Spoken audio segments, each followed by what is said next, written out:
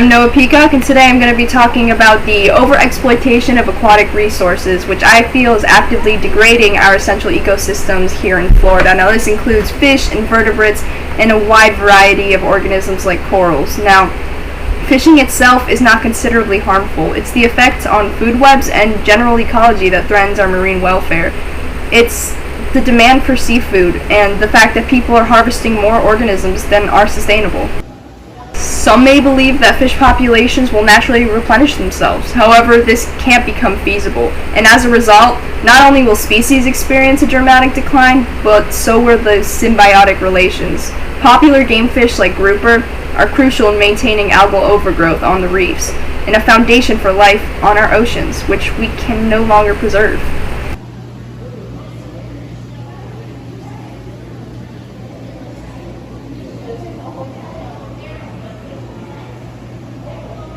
Now, it's apparent that fishing is a necessary evil to ensure economic prosperity and feed our ever-growing populations, but unfortunately, with every action, there are repercussions, and most of that comes in the form of waste and unnecessary bycatch. Minnesota, it's super windy, trying to talk about bycatch right now, and specifically what it means for people who are a little bit more unaware. Bycatch refers to a lot of dolphins, sea turtles, any species of fish that you don't want to catch unnecessarily. Now this can happen with huge netting out on the coast. You can see boats over there using big nets, bottom trawling. Not only does it degrade the bottom of the seafloor, but you get a bunch of waste fish that you don't really need. Chances are when you throw them out, they won't survive, so it's really bad for endangered populations especially. Now, this led me to wonder, is there a way to provide for human demands while sustaining our wildlife and general ecology? As a result, I looked to Mote Marine Laboratories. Alright, so I'm here at Mote Marine Laboratories. We're going to get a little bit more insight on aquaculture and aquaponics through our wonderful researchers here. I was lucky enough to receive a great research article from studies done at Mote Marine Laboratories. It explains how year after year wild fisheries continue to fall short of feeding Earth's growing population, with nearly 60% fish to capacity and 34% overfished. By 2030, fish farms are expected to supply nearly 2/3 of food fish worldwide. And the U.S. faces critical decisions about the future of domestic fish farming and aquaculture in general, which just refers to the rearing, breeding, and upkeeping of certain species of fish. Luckily, they had tons of infographics, which I found really helpful for figuring out more about sustainability.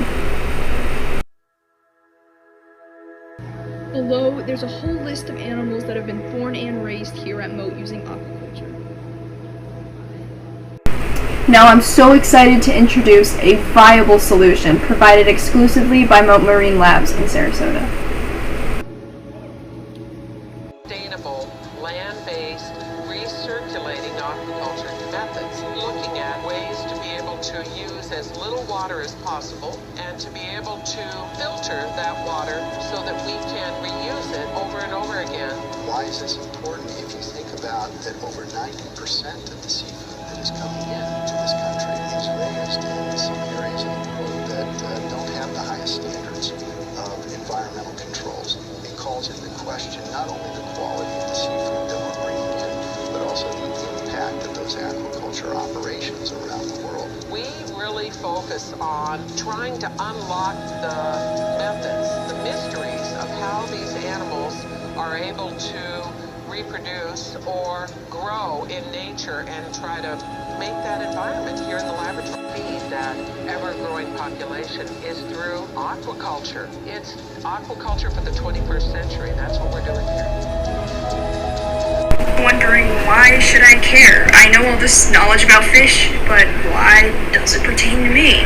Well, I'm here to tell you that it really does matter, because think about the sightseeing, think about how much you love the Floridian ecosystems, the coasts, the wetlands, the marshes, the glades, everything. That all comes down to one thing. We have to fish. That is something we have to do to provide for our growing populations, but it's whether or not we're going to do it sustainably that's going to affect our environment, the way it looks, because believe it or not, the fish have a greater impact on the environment than you would expect.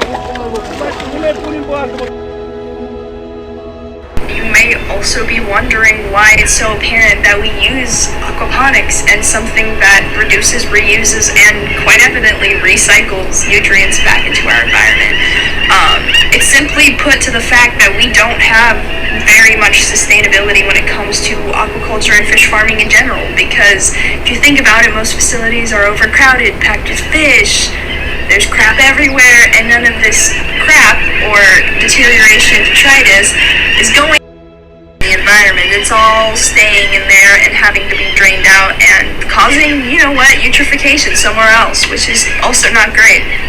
Now, what Moat is specifically introducing is a system in which that we can have fish swimming around, doing their business, and having that recirculate into the soil, into the environment. Saltwater plants that will provide extra vegetation, extra nutrients for herbivorous fish, and we can both eat that vegetation along with the fish. Therefore, there is no waste.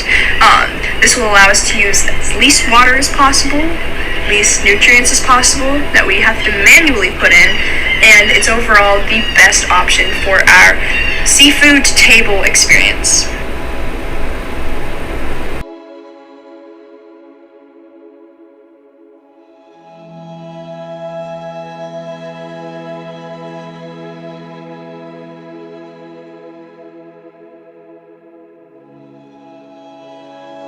I appreciate you guys for watching this, and if there is anything I hope that you take away from it, it is that I hope you are more conscientious about what you put on the table, you think more about the food you eat, where it comes from, and how you can save it and make it a little bit better.